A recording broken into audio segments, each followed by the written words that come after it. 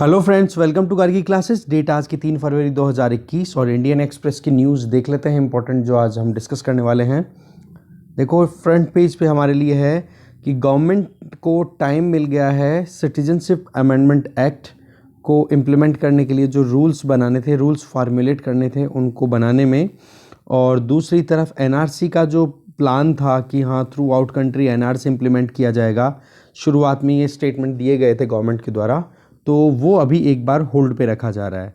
तो एक तो ये आर्टिकल हम देखेंगे, इस आर्टिकल में कुछ इंपॉर्टेंट चीज़ें हमें देखने को मिलेगी, जानेंगे।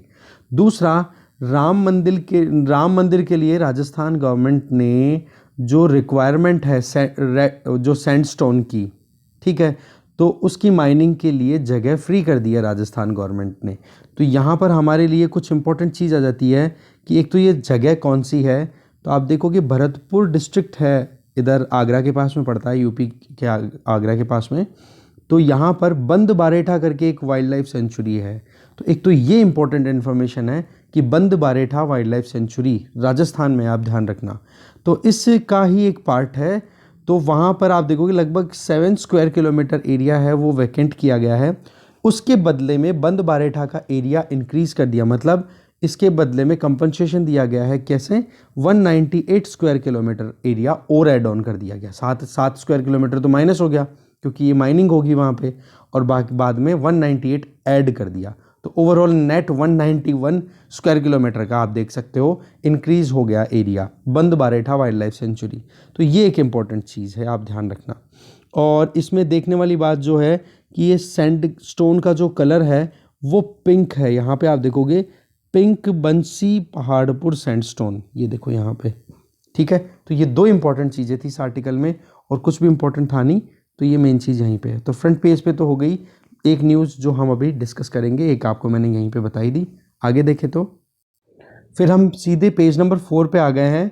वहाँ पे श्रीलंकन गवर्नमेंट ने एक एग्रीमेंट जो कि अडानी ग्रुप के साथ में किया था, इसके बारे में हमने एक कल भी एक न्यूज़ देखी थी कि ईस्ट कंटेनर टर्मिनल ECT, जिसमें इंडिया, जापान ये मिलकर के वो डेवलप कर रहे थे पोर्ट को कोलंबो में। तो उस एग्रीमेंट को स्क्रैप कर दिया है श्रीलंकन गवर्नमेंट ने, ठीक है।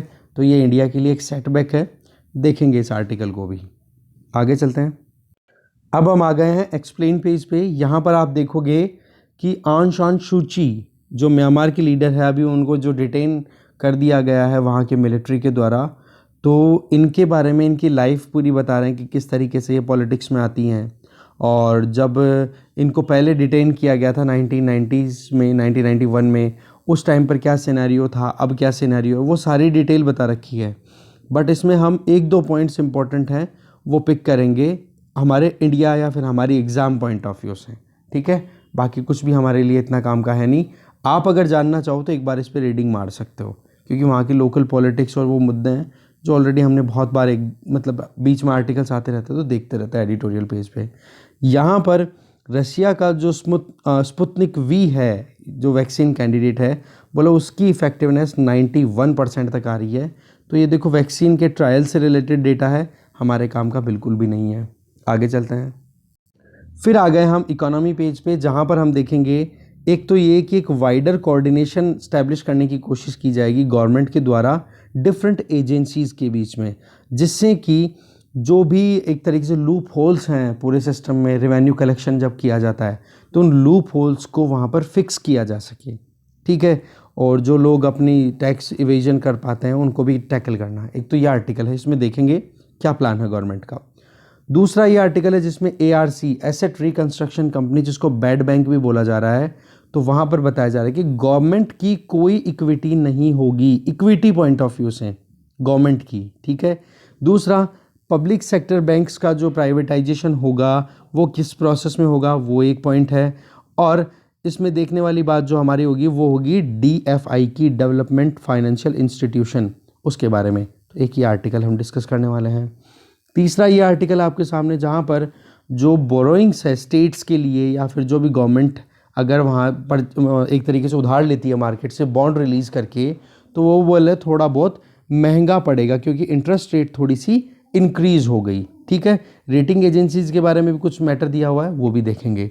तो इकोनॉमी पेज पे हमारे लिए ये 3 इंपॉर्टेंट आर्टिकल्स है।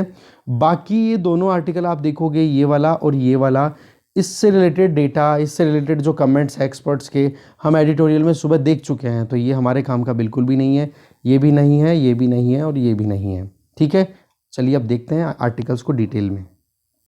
अब हम आ गए हैं सीधा फ्रंट पेज पे। तो गवर्नमेंट को CAA के लिए टाइम मिल गया है कि वो अपने हिसाब से प्लान आउट कर सकते हैं और NRC को एक बार होल्ड पे रखेंगे। CAA मतलब सिटीजनशिप अमेंडमेंट एक्ट और NRC national register of citizenship. ठीक है, NRC की बात भी देखेंगे हम अभी।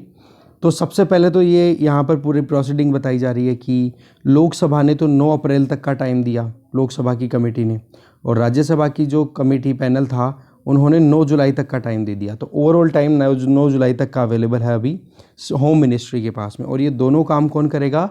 होम मिनिस्ट्री करने वाली है। ठीक है, आगे देखते हैं इस आर्टिकल को।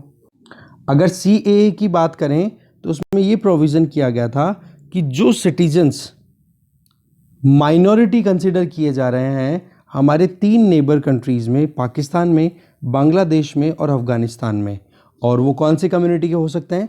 Hindu community, Jain community, Sikh, Parsi, Christian और बुद्धिस्ट कम्युनिटी के जो भी इंडिविजुअल्स हैं, वो अगर रिलीजियस परसिक्यूशन की वजह से इंडिया में इलीगली आ चुके हैं तो उनको सिटीजनशिप देने के लिए ये प्रोविज़न किया गया था। ठीक है, तो यहाँ पर आप देखोगे मुस्लिम जो हैं उस रिलीजन को एक्सक्लूड किया गया था। वजह, क्योंकि ये पास वाले जो हमारे जो कंट्रीज़ हैं तीनों, यहाँ पर मुस्लिम मेजॉरिटी है, इसलिए वहाँ पर रिलीजियस परसिक्यूशन का स्कोप किसका बनता है ज़्यादा? इन बची हुई मुस्लिम्स के अलावा, क्योंकि ये माइनॉरिटी में है वहाँ पे, इसलिए। तो इसकी वजह से हमें पता है कि कितना ज़बरदस्त वाइड स्प्रेड प्रोटेस्ट भी हुआ था 2020 फरवरी में। शाहीन बाग जो राइट्स हुए थे सारे, वो कितना ही आपको पता ही होगा, जो कोविड-19 आने से पहले की बात है, डोनाल्ड ट्रंप की विज़िट जब हुई थी उस टाइम पे।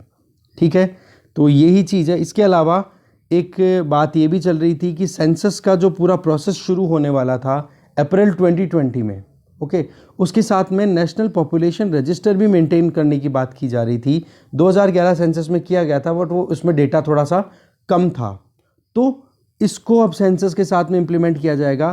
तो यहाँ पर जो अपोजिशन पार्टीज़ हैं या फिर और कुछ भी कंसर्न्स रेज़ किए जा रहे हैं कि ये जो NPR है ना, इसकी वजह से तो जो सिटीजन्स हैं उनके मन में और डर बैठ सकता है, उनकी जो क्रूशियल इन्फॉर्मेशन है वो कहीं ना कहीं पब्लिक डोमेन में आ जाएगी। तो एक तरफ से यूनियन गवर्नमेंट ने अपनी तरफ से, यूनियन गवर्नमेंट या यूनियन होम मिनिस्ट्री ने अपनी तरफ से कहा है, बोले एक तो CAA रूल्स हैं वो हम जल्दी से जल्दी बनाने की कोशिश कर रहे हैं, हर तरीके के स्टेक होल्डर से वहाँ पर हम ले रहे हैं इनपुट्स, और दूसरा जो भी ये NPR का प्रोसेस जो रहेगा सेंसस के साथ में, उसमें डेटा को हम उसी तरीके से ट्रीट करेंगे जिस तरीके से आधार डेटा के लिए हमने अपना प्लेटफॉर्म हर किसी के लिए एक्सेसिबल नहीं बना रखा, और ये चीज़ सजेशन भी दिया जा रहा है एक्सपर्ट्स के द्वारा। ठीक है, बाकी तो देखो NRC अभी तक आप देखोगे केवल इकलौता असम एक ऐसा स्टेट है जहां पर इम्प्लीमेंट हुआ है, बट अभी तक भी फाइनल लिस्ट डिक्लेयर होना बाकी है, क्योंकि 19 लाख से ज़्यादा अभी तक जो लिस्ट डिक्लेयर हुई है ना इंटरिम लिस्ट से, 19 लाख से ज़्यादा लोग अभी तक बाहर हैं इस NRC की लिस्ट में, तो उनकी सिटीजनशिप के ऊपर सवाल है बहुत बड़ा। और NRC इम्प्लीमेंट करने का मेन टारगेट क्या था कि जो भी इलीगली इंडिया में आ चुके हैं उन लोगों को या तो उनकी मतलब जो जहाँ से आए हैं उनके बारे में पता किया जाए, और ये तो क्लियर होना कि कितने लोग हमारे यहाँ इलीगली आए हुए हैं, और कई बार तो ऐसे भी स्टेटमेंट्स आए हैं कि उनको फिर से उनकी कंट्री में भेज दिया जाएगा। तो देखने वाली बात है, होता है क्या, अभी तो केवल बातें ही हो रही है। ठीक है ना, आधार डेटा के हिसाब से मैंने आपको बता दिया, सिक्योरिटी उसी तरीके से प्रोवाइड की जाएगी, ये बात बोली जा रही है। इसके अलावा तो और तो कुछ मुझे लग रहा नहीं इस आर्टिकल में काम का। चलते हैं नेक्स्ट आर्टिकल पे। नेक्स्ट आर्टिकल है लंका ने स्क्रैप कर दिया पोर्ट डील को जिसमें अडानी ग्रुप इंडिया की तरफ से पार्टिसिपेट कर रहे थे बीइंग एन इन्वेस्टर। ओके, तो और ऑल्टरनेटिव भी ऑफर किया है, बट इंडिया के लिए वो थोड़ा अट्रैक्टिव नहीं दिखाई दे रहा है। ये एक सेटबैक है जब गोटाबाया राजपक्षे गवर्नमेंट ने, जो कि श्रीलंका के प्रेसिडेंट हैं, उन्होंने नेशन वाइड एजिटेशन को ध्यान में रखते हुए पोर्ट के प्राइवेटाइजेशन को रोकने की पूरी कोशिश की है, क्योंकि ये डर था कंट्री में कि पोर्ट का प्राइवेटाइजेशन हो जाएगा तो गवर्नमेंट का कुछ से होगा नहीं, और उस पोर्ट को डेवलप करने में जापान और इंडिया के साथ में 2019 में जो विक्रम सिंघे और वो गवर्नमेंट हुआ करती थी इनसे पहले, उन्होंने साइन किया था ये एग्रीमेंट, जिसमें ईस्ट कंटेनर टर्मिनल को डेवलप करना था कोलंबो पोर्ट पे, जिसमें अडानी ग्रुप जो है वो इन्वेस्टर की तरह काम करने वाले थे। बट ये पूरा एग्रीमेंट स्क्रैप कर दिया गया है वहाँ पर, वहाँ की जनता के द्वारा जो प्रोटेस्ट किए जा रहे थे, विरोध किए जा रहे थे, इसकी वजह से।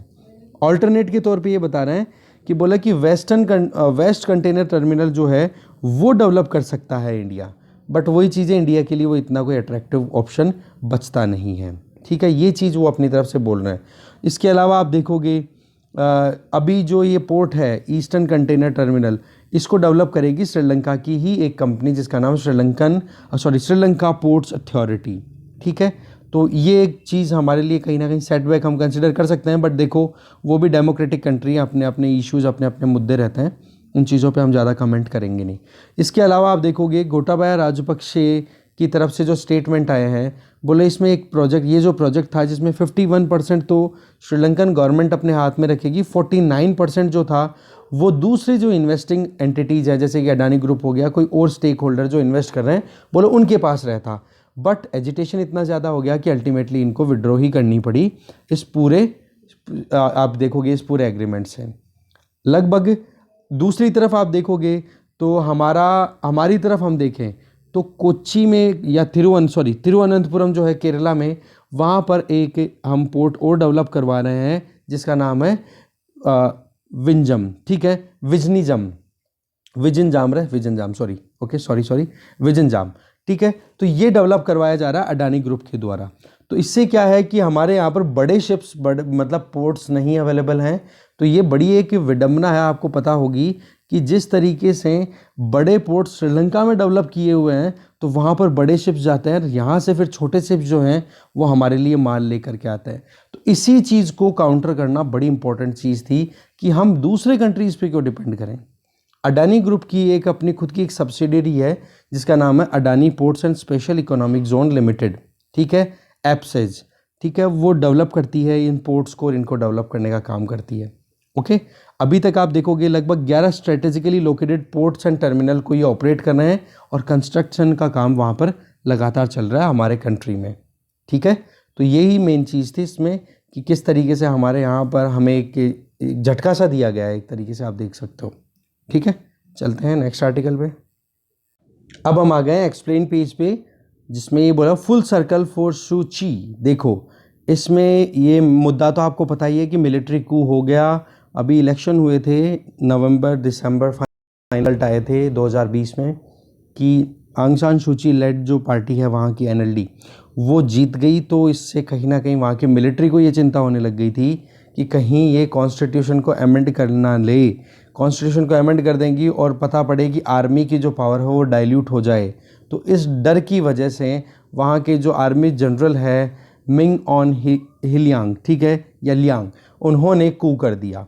तो अब हमारे लिए यहाँ पर क्या देखने वाली बात है, देखो NLD जो वहाँ की पार्टी है आंग सान सू ची की खुद की, तो उस पार्टी की शुरुआत 1988 में एक तरीके से देखी जा सकती है। आज के लगभग आप देख सकते हो कितने साल हो चुके हैं, ऑलमोस्ट 32 ऑलमोस्ट 32 ईयर्स पहले की बात है।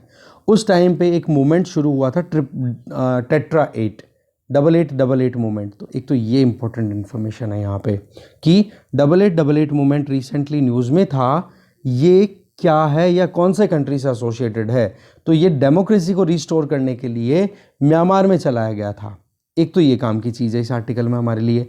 एक यहाँ पर आ रही है कि इंटरनेशनल जो आप कह सकते हो सपोर्ट है वो अभी अवेलेबल है या नहीं आंग सान सू ची के पास में। देखो सू ची पहले एक ग्लोबल आइकन हुआ करती थी और उनको नोबेल पीस प्राइज़ भी मिला हुआ है। बट जब ये रिसेंटली जो रोहिंग्या क्राइसिस आया था ना, जिसमें रोहिंग्यास को निकाल दिया गया था, मुस्लिम रोहिंग्यास को म्यांमार से, तब इनको बहुत ज़्यादा क्रिटिसिज्म का सामना करना पड़ा था। इवन यहाँ तक कह दिया था कि आप अपना नोबेल रिटर्न कर दो। ठीक है ना, तो ये चीज़ देखो आप, तो एक तो वेस्टर्न कंट्रीज़ में या फिर जो ईस्टर्न एशियन कंट्रीज़ है, जापान, कोरिया, जो डेमोक्रेटिक कंट्रीज़ है बेसिकली, उन्होंने देखो इन्वेस्टमेंट भी बहुत किया है, अपनी तरफ से एफर्ट्स भी बहुत डाले हैं म्यांमार में। बट अभी जो जितना कुछ भी डेवलपमेंट हुआ है ना, उसका रिजल्ट ये है कि आंग सान सू ची भी अब कहीं ना कहीं रोहिंग्या क्राइसिस के बाद में जब इनको क्रिटिसिज्म का सामना करना पड़ा, तो वो भी चीन के साथ में ही अलायंस क्रिएट करने लग गई, मतलब चीन के साथ में उनके रिलेशंस अच्छे हुए। इवन जब वो चाइना की विजिट पे गई थी तो रेड कारपेट उनके लिए बिछाया गया, मतलब उनको वेलकम किया गया था। वो ही चीज़ कहीं ना कहीं आप देखोगे अब एक काम ऑप्शन बच जाता है काम का, कि चाइना ही इकलौता एक ऐसा कंट्री होगा जो कि म्यांमार मिलिट्री पे कहीं ना कहीं प्रेशर एग्जर्ट करेगा कि भाई आप डेमोक्रेसी को या फिर आपका जो रूल ऑफ लॉ है उसको रीस्टोर करो, ठीक है।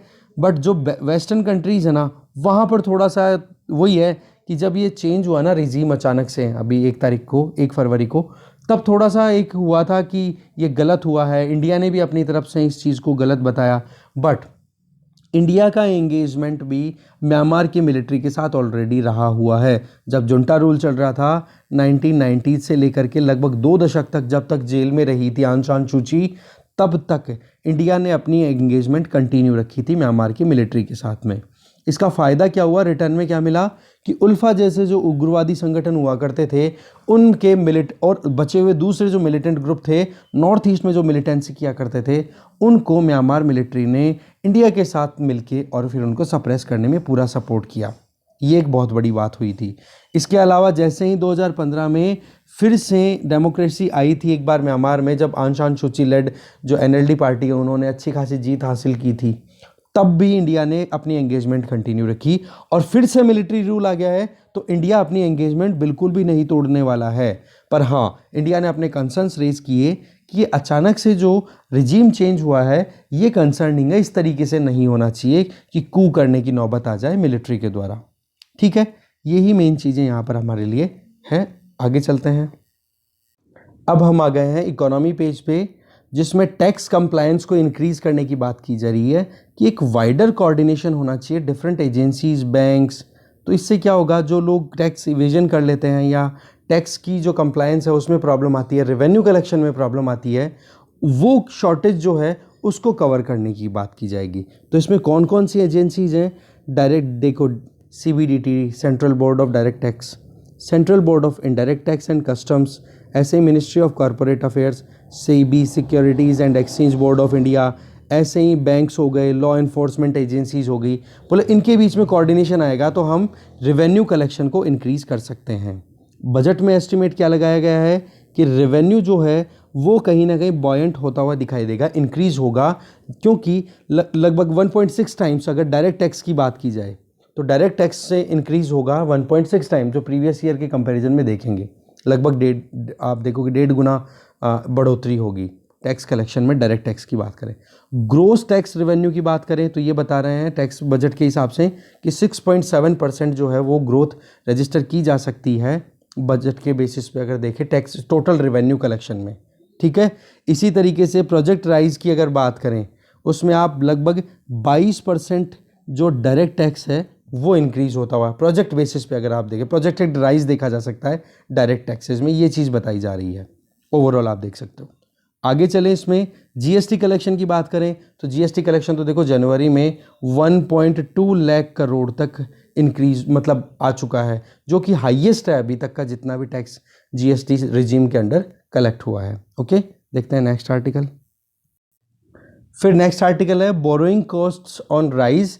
उधार लेने का जो तरीका है वो थोड़ा महंगा पड़ेगा, क्योंकि बॉन्ड्स की यील्डिंग की अगर बेंचमार्क देखें वो कहीं ना कहीं बढ़ गई है। देखो सेंट्रल और स्टेट गवर्नमेंट जो हैं वो मार्केट में बॉन्ड रिलीज़ करती हैं, कुछ कागज़ के टुकड़े इंपॉर्टेंट, जिनको गवर्नमेंट ये कहती है कि भाई इतने टाइम के लिए आप हमें उधार दे दो, हम आपको ये सर्टिफिकेट देते हैं, अगर हम आपको टाइम पे पैसा रिटर्न ना करें तो आप इसके बेसिस पे हमें कोर्ट ले जा सकते हो। ये एक लीगल डॉक्यूमेंट आप इसको कह सकते हो, ठीक है। इसके बेसिस पे जो इन्वेस्टर्स हैं वो गवर्नमेंट को पैसा देते हैं, ये कागज़ अपने घर ले जाते हैं, और इसके बदले में गवर्नमेंट जो है या तो ये करेगी कि टाइम टाइम पे इंटरेस्ट इनको पे करती रहेगी जिन लोगों ने इन्वेस्ट किया है, या फिर ये कि पहले ही गवर्नमेंट जो है वो लिख तो देगी कि भाई ये 500 रुपये का बॉन्ड है, जबकि इसमें इन्वेस्ट करवाएगी कितना 490 रुपये, तो पहले ही सस्ते में खरीद लेगी, और जबकि जब रिटर्न करना होगा तो जो इन्वेस्टर है उसको 500 रुपये दे करके फिर ये बॉन्ड वापस लेगी। कहने का मतलब इन्वेस्टर को फ़ायदा पहुंचाना और गवर्नमेंट को पैसे की ज़रूरत हो तो मार्केट से उधार लेने का ये एक इंस्ट्रूमेंट है। अब आपके लिए एक टास्क है, आप देखोगे कितने तरीके के बॉन्ड्स रिलीज़ करती है गवर्नमेंट। स्टेट गवर्नमेंट कौन कौन से बॉन्ड रिलीज कर सकती है, क्योंकि इन पे बेस्ड यूपीएससी प्रीलिम्स में बहुत क्वेश्चन आ चुके हैं, तो ये चीज़ आप मिस मत करना, अच्छे से देखना इस चीज़ को, बॉन्ड मार्केट या बॉन्ड से रिलेटेड जो पूरा मेथड है, ठीक है। और तो बाकी चीज़ें आप देखोगे, मॉनेटरी पॉलिसी कमेटी की जो मीटिंग है वो होने वाली है, तो देखते हैं 5 फरवरी को क्या आउटकम निकलेगा। ये तो एक्सपेक्टेशंस है, हम बिल्कुल नहीं ध्यान देंगे इन पे। रेटिंग एजेंसीज की बात करें, वो लॉन्ग टर्म गोल पे ध्यान लगा के बैठी हुई है, जैसे स्टैंडर्ड पुअर्स की बात करो, मूडीज़ है, वो ये देख रही हैं कि कितना लॉन्ग टर्म है, क्योंकि अभी इंडिया को क्या है, इन्वेस्टमेंट के लिए जो इकोनॉमी का स्टैंडर्ड होना चाहिए ना, उसमें लोवेस्ट रैंकिंग पे रख रखा है इंडिया को अभी इन एजेंसीज़ ने, ठीक है। इसके लिए इंडियन गवर्नमेंट ने अपनी तरफ से बहुत सारे कंसर्न्स भी रेज़ किए हैं कि किस तरीके से ये मतलब अंडर एस्टिमेट करती हैं, या फिर जो गवर्नमेंट के एफर्ट्स हैं उनको रिकॉग्नाइज नहीं करती हैं प्रॉपर, ठीक है ना। बाकी तो देखो कुछ काम का है। देखो ऑपरेशन ट्विस्ट की बात, या हमने जब डिस्कशन शुरू किया था उस टाइम बड़ा न्यूज़ में था कि लॉन्ग टर्म और शॉर्ट टर्म जो उधार दे रखे हैं ना, लोन दे रखे हैं गवर्नमेंट ने, तो इनमें प्रॉब्लम क्या आ जाती है सबसे बड़ी। ऑपरेशन ट्विस्ट का मतलब इतना सही था कि लॉन्ग टर्म लोन्स को कहीं ना कहीं फंड करने में प्रॉब्लम आ रही थी इनको, एनबीएफसीज को, तो उनको रिलैक्सेशन देना, ठीक है। तो लोन जो दिया हुआ है, क्रेडिट दिया हुआ है, उसके टेन्योर से रिलेटेड ये ऑपरेशन था, ऑपरेशन ट्विस्ट। और किसने किया था ये काम? किया था आरबीआई ने, ये आप ध्यान रखना। ओपन मार्केट ऑपरेशंस के बारे में तो आप जानते ही होंगे, बेसिक्स में ही आ जाता है, या आप अगर कोई भी बुक पढ़ते हो, चाहे रमेश सिंह पढ़ो या फिर श्री राम IAS की नोट्स पढ़ो, कुछ भी पढ़ो, उनमें आ जाती है, ठीक है, कि मार्केट से सीधा पैसा उठाना और मार्केट में सीधा पैसा छोड़ना, लिक्विडिटी मेंटेन रखने के लिए। देखते हैं नेक्स्ट आर्टिकल। नेक्स्ट आर्टिकल है ARC से PSB के प्राइवेटाइजेशन से रिलेटेड, ठीक है। देखो एसेट रिकंस्ट्रक्शन कंपनी जो कि बजट में प्रपोज की गई है, जिसको बेड बैंक भी बोला जा रहा है, तो वहाँ पर ज़्यादा रोल किसका करने की बात की जा रही है कि एक बार जो प्राइवेट सेक्टर या स्टेट ओन्ड जो PSBs हैं उनका रोल ज़्यादा होगा, और गवर्नमेंट अपनी तरफ से कोई इक्विटी होल्ड नहीं करेगी, मतलब गवर्नमेंट वहाँ पे पार्टिसिपेंट नहीं बनने वाली है ज़्यादा। तो क्या किया जाएगा कि जो भी हैं बैंक्स हैं उन्हीं को कहीं ना कहीं वहाँ पे कंट्रीब्यूटर बनाया जाएगा, PSBs हो या फिर प्राइवेट बैंक्स हो, ठीक है। दूसरी ये बात कही है department of financial services secretary Debashish Panda ji, वो ही कहीं ना कहीं इस ARC को मैनेज करने वाले हैं, ये वाली बात है। दूसरा, इसमें टोटल जो एसेट्स हैं, जो NPA हैं, वो कितना कवरेज होगा, वो लगभग 2 से 2.5 लाख करोड़ रुपए तक का टोटल होगा, और केवल 70 लार्ज अकाउंट्स में है ये पूरा NPA, मतलब 70 ये ऐसे अकाउंट हैं जिनमें NPA ज़्यादा। आप देख सकते हो कितने जनों को मतलब कितना लोन दिया हुआ है, ठीक है। खैर वो बात सही है कि हाँ कैपिटलिज्म का ज़माना है, उसमें लोन तो देना पड़ता ही है, तो इस तरीके से। दूसरा, जो ARC होगी एग्जिस्टिंग, वो 3 से 4 आप देख सकते हो एडिक्वेटली उनको कैपिटलाइज 3 से 4 होगी टोटल, ठीक है ना। तो या फिर उससे ज़्यादा भी हो सकते हैं, जितने भी एसेट्स हैं उनको मोनेटाइज करने की ज़रूरत पड़ जाए, ठीक है ना। अब इसमें जो पॉइंट हमारे लिए देखने वाला है वो ये कि ARC क्या ये पहला है, या इस तरीके से मतलब सिस्टम को आप रिजॉल्व करने की कोशिश कर रहे हो। तो बस वही मेन बात आ गई कि NPS की जो प्रॉब्लम है उसको टैकल करना, और 2 से 2.5 लाख करोड़ रुपए तक का इसमें पूरा प्रोविज़न होगा। इसके अलावा आप देखोगे डेवलपमेंट फाइनेंशियल इंस्टीट्यूशन की बात की गई है, तो उसमें भी देखेंगे तो आप देखोगे इसमें ऑलरेडी एग्जिस्टिंग जो Indian infrastructure finance company limited IIFCL जो है उसको सब्ज्यूम कर लिया जाएगा, और ये जो DFI इस्टेब्लिश की जाएगी इसका नाम क्या है? National bank for financing infrastructure and development. ये आप नाम लिख लेना, अच्छा इंपॉर्टेंट नाम है। और इसमें जो कैपिटल होगी टोटल इनके पास में, या जो इनका टारगेट है इस DFI का, जो लॉन्ग टर्म इंफ्रास्ट्रक्चर प्रोजेक्ट को क्रेडिट प्रोवाइड करेंगे या लोन प्रोवाइड करेंगे, तो वो होगा 5 लाख करोड़ तक का 3 साल तक, ठीक है। इसके अलावा प्राइवेटाइजेशन की हम अगर बात करें इधर, तो आइडेंटिफाई करना बाकी है कि कौन से स्टेट ओन्ड बैंक्स को लिक्विडेट करेगी गवर्नमेंट अपनी तरफ से। बाकी फाइनेंस मिनिस्ट्री की तरफ से ये है कि 3 पब्लिक सेक्टर बैंक्स, जिनमें Indian overseas bank, central bank of India और यूको बैंक, ये तीनों क्या है RBI की जो प्रॉम्प्ट करेक्टिव एक्शन लिस्ट है ना, उस फ्रेमवर्क से बाहर आ जाएंगे। मतलब इन्होंने अब अच्छा थोड़ा सा परफॉर्म करना शुरू कर दिया। देखो बैंक जब अच्छा परफॉर्म नहीं करता है ना तो फिर प्रॉब्लम आती है, और उस प्रॉब्लम को फिर सॉर्ट आउट करने के लिए कहीं ना कहीं आरबीआई को अपनी इंटरवेंशन डालनी पड़ती है। तो आरबीआई ने अपना एक पूरा फ्रेमवर्क डाल रखा है जिसका नाम है प्रॉम्प्ट करेक्टिव एक्शन। उसमें इन 3 बैंक से आप फ्री हो सकते हैं ये। अच्छा, एक चीज़ और आपको मैं बता दूं, ये जो बैंक स्टैब्लिश किए जा रहे हैं जिसमें ये जो डेवलपमेंट फाइनेंशियल इंस्टीट्यूशन है जिसका नाम हमने पढ़ा national bank for financing infrastructure and development, इसको रेगुलेट आरबीआई करेगा। ये एक ध्यान रखना, ये प्रीलिम्स पॉइंट ऑफ व्यू से इंपॉर्टेंट इन्फॉर्मेशन है। ठीक है, तो इस वीडियो में इतना ही था। जो काम की चीज़ें थी वो देखी, बाकी आपको न्यूज़पेपर मिल ही जाता है नेक्स्ट डे, देख लेना आप लोग। और थैंक यू वेरी मच।